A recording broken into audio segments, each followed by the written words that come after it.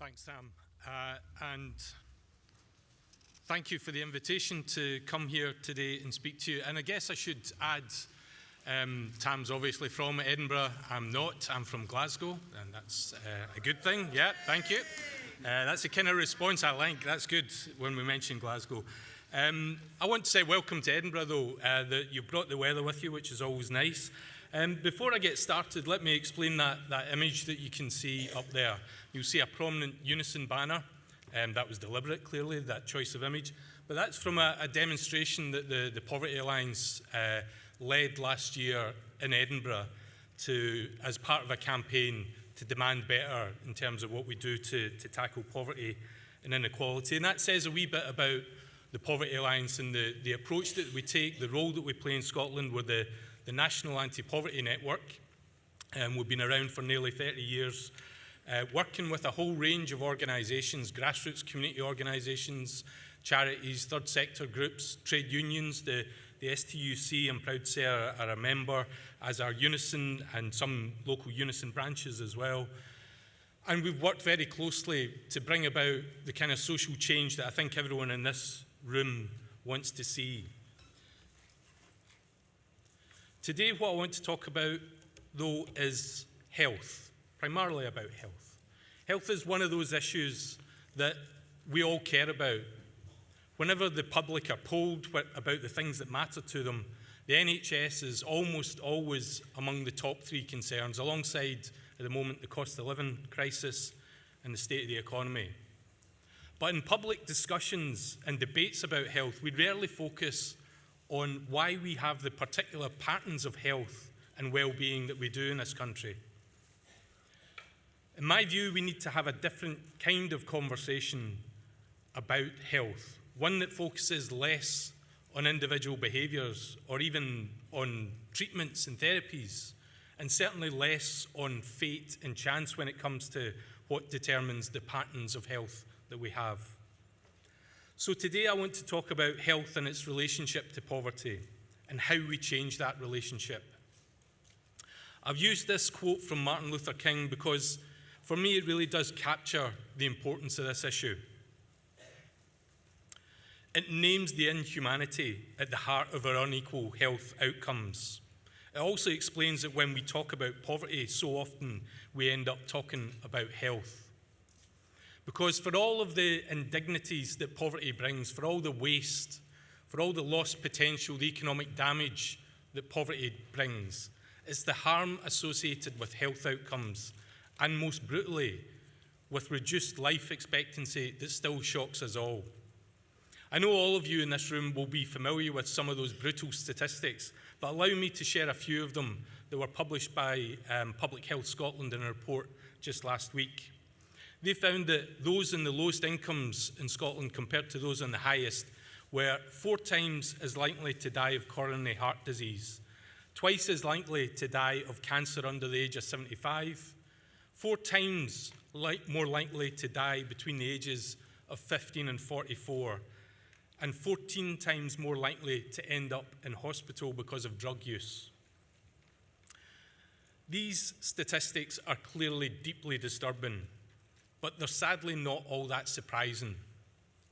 We must be clear that these outcomes aren't the result of individual choices or behaviour, even when individuals from higher income groups take part in behaviours likely to damage health, like smoking, for example. The mortality rates for those on lower incomes, for those from working class backgrounds, are higher. These patterns of unequal health outcomes are deeply ingrained in our society and follow the patterns of poverty in the UK. But whilst they're deeply ingrained, they're not inevitable. There's much that we can do if we choose to reverse and prevent the damaging impacts of poverty on health. So what are those patterns of poverty and how are they changing? And what do we need to do to address the injustice of health? The way poverty looks in this country today is different from what it was in the past. Our society has changed. It's no real surprise that the way that poverty impacts, the way that it shapes our society has too. 30 years ago, if I'd been standing here giving this presentation to you, I would have been talking probably mostly about older people. almost a third of pensioners would have been in poverty in the early 1990s. That fell to as low as 13% in 2012. By anyone's reckoning, that is a dramatic change. The group most likely to be in poverty now remains children, so family poverty is a primary concern for us. The risk for single adults without children has also increased over the last 30 years.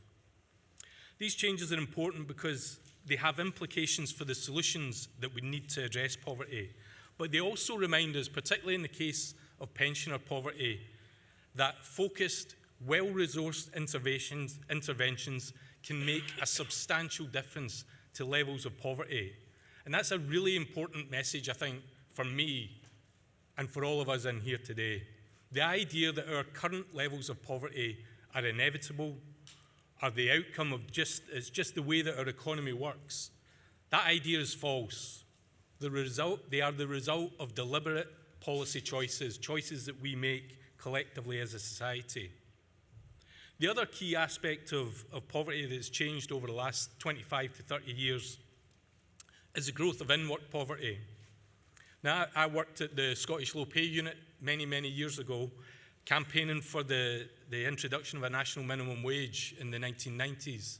So that problem of in-work poverty has been around for a long time, but it's changed over that time. 25 years ago in Scotland, 44% of people in poverty were in a household where someone was in work, some form of work, probably part-time work. Now that figure is more than 60%. So 60% of people who are in poverty are in a household where someone is in some form of work. The rise of in-work poverty is both a cause and a consequence of poor health outcomes. You'll know as UNISON activists the impact that working in a job with poor conditions and low pay has on individuals' physical and mental health. Trying to make your pay stretch to the end of the month can mean cutting back on healthy foods, not adequately heating your home.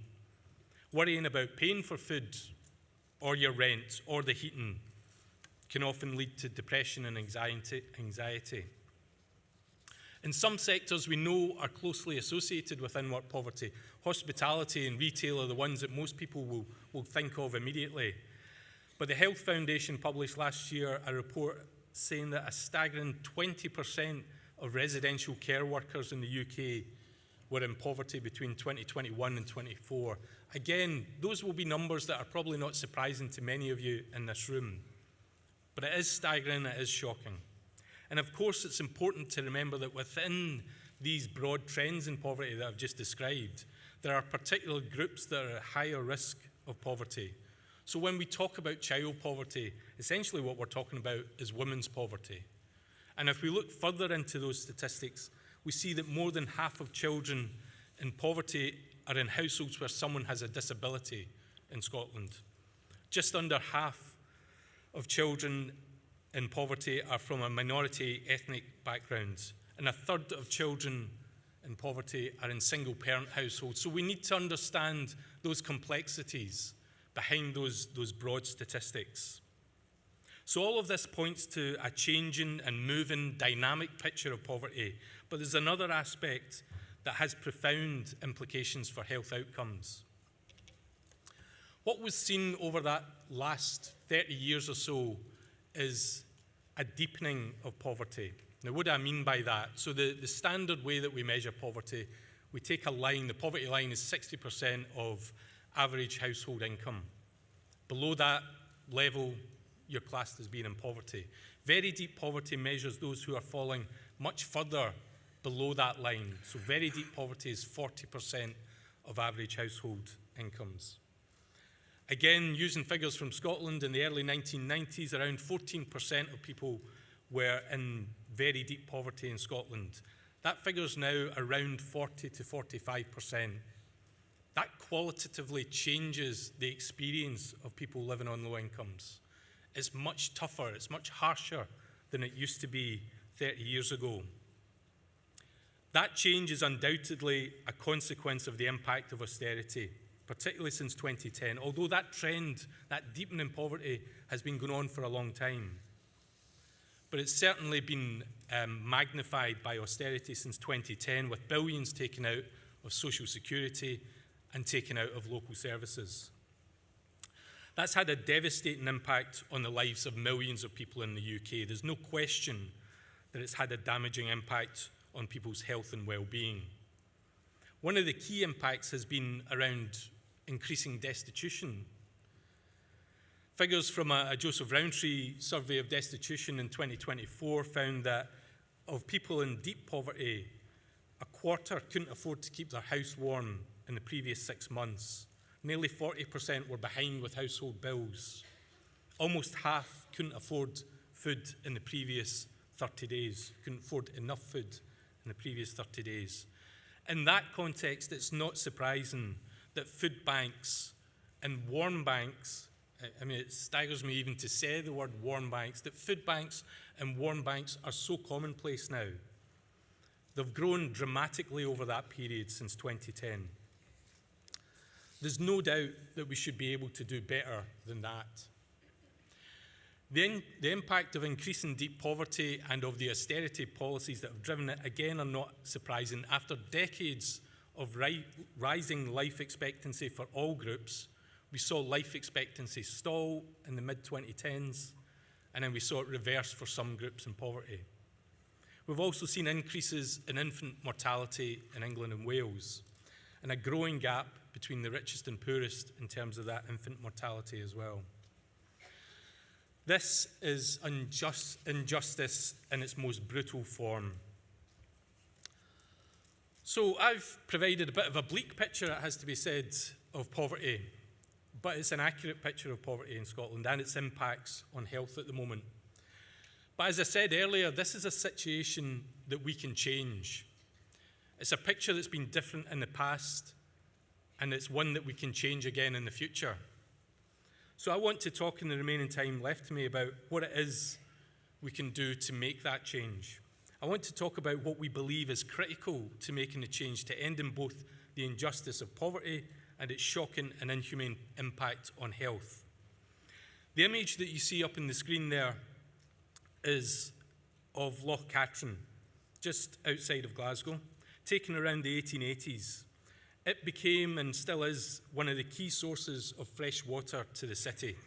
The reservoir and the infrastructure needed for it was built in part as a result of a cholera outbreak that killed thousands of people in the city in the 1840s. Clean water was essential to address the public health crisis at the time, and clean water remains essential to addressing health and health inequalities around the globe now. And that quote makes a comparison between clean water to public health and adequate incomes to addressing poverty. If we're to end the injustice in health, then we must take more meaningful action to address poverty and low income. An adequate income must be at the heart of our approach to undoing the damage of poverty. So just as clean water is to health, adequate incomes are to poverty reduction. We have to renew the building blocks of our society that will help us address these health inequalities. Britain, in our view, is riven by inequality. It's a country where we have experienced the longest period of declining living standards, not only in living memory, but in the last 250 years, that period that I've been talking about, where we've seen declining living standards, unprecedented. It's a country where not only prized public services are under severe pressure, and where, despite the efforts of public servants, we have seen life expectancy decline and child mortality increase. In this context, it's unsurprising that there's a decline in trust in politics and our political systems, and it's little wonder that many people feel overlooked, undervalued, and not listened to. We really do need to turn that tide. So increasing numbers of organisations in Scotland are getting behind the idea of a minimum income guarantee. So what is this minimum income guarantee? It's a universal guarantee to a minimum adequate level of income, something that would be yours by right. A MIG, a minimum income guarantee level that varies according to household and individual needs. So it's not a flat rate. It also requires reform to the world of work and action to address the cost of essentials and to support public services. Those reforms to work and to the cost of essentials would be backed up by a targeted payment for those that don't reach the minimum income level through paid employment. What it's not is a universal basic income, and it's not universal credit. It's not a refresh or a rehash of universal credit. We think it's a transformative idea, and it's one that is starting to gain traction in Scotland, because it gives us the kind of vision for how we can transform our society, how we can be different, how we can get out of the mess that we're in just now. Following a commitment from the Scottish Government in 2022, an independent expert group was established to explore how this idea could actually be realised, how it could be put into place. The Poverty Alliance were part of this group, and we reported on it last year. What the report that we published set out was the steps that we need to get there over the next 10 years and beyond. So it's not an easy road. There are many things that can set us off track. The war that's taking place in Iran at the moment is one of those things that is seriously setting us off track. But we believe that we've developed the basis of a realistic route to addressing the inequalities and the waste that I've already talked about today. It's a roadmap, so it's something that is flexible, that will change as we go along, but it has principles behind it, that principle around adequacy, around universality in terms of entitlement. But the financial, economic and political context needs to be right, so there are challenges ahead of us. What we did is we set out phases over the next 5 years and then beyond that to 2036, looking at how we build the idea of a minimum income guarantee and then how we progressively implement it. There is much that we can do in Scotland to using our devolved powers to build that guarantee of support. Some of it we've started to see happen already. The ending of the two-child limit was one of the key recommendations in our report. Happy to see that has now been abolished. It's a really incredibly important step forward in terms of the fight against poverty in the UK. But it also is looking at changes around the 5-week wait for universal credit, ending unfair third-party deductions and the benefit cap, improving childcare costs for low-income families. There's a lot that needs to be done, and this move towards progressively introducing a minimum income guarantee will take time, but I think we've already started to see the impact of some of the measures that we've been talking about in this report in Scotland. So we've had the Scottish Child Payment introduced in Scotland, something that has led to a reduction in child poverty in Scotland, a reduction that we very much welcome, and a reduction that isn't happening elsewhere in the UK. So it's highlighting what we need to do if we're serious about tackling poverty, if we're serious about tackling inequality. So we think we undoubtedly have the ideas that we need to make progress in addressing poverty and inequality and health inequalities, but can we get them delivered? And this takes me back to that image that I started the talk with. These are images from the Scotland Demands Better march and rally last year, something that brought together thousands of people in Edinburgh under the banner to more effectively tackle poverty in Scotland. The last 20 years have seen a continual decline in trust in politicians, as I've said. This has been driven by stagnating pay, rising costs, and a sense that the system is rigged against ordinary people. The inability to effectively address poverty and inequality, and to have any real sense that the concerns of ordinary people are the ones that drive decision makers, has opened the door to extremist views. We need to rebuild a genuine sense of hope. I'm very fond of that quote from Raymond Williams. I'm sure many of the people in this room regard ourselves as radicals, and I think to be truly radical, as Raymond Williams says there, is to make hope possible. So the ideas like the minimum income guarantee, I think, are hopeful and are realistic and can be implemented. But we need to rebuild a genuine sense of hope that real change is possible. This needs to be rooted in the concerns and experiences of people who too often feel overlooked and undervalued. People like the workers that UNISON represents. As civil society organisations in our network, as grassroots organisations, charities, faith groups, we need to build better links with trade unions. The Scotland Demands Better campaign was our attempt to make those links real, to show that we can speak with one voice. With thousands of people in the streets in Edinburgh, we made a start to that work of building better links. It was an expression of hope that we can make the transformation in our economy and society that we need. We know it won't be easy and that change can't come fast enough. But by building from our communities, our workplaces, our places of worship, we can start not only to make hope possible, to make change real.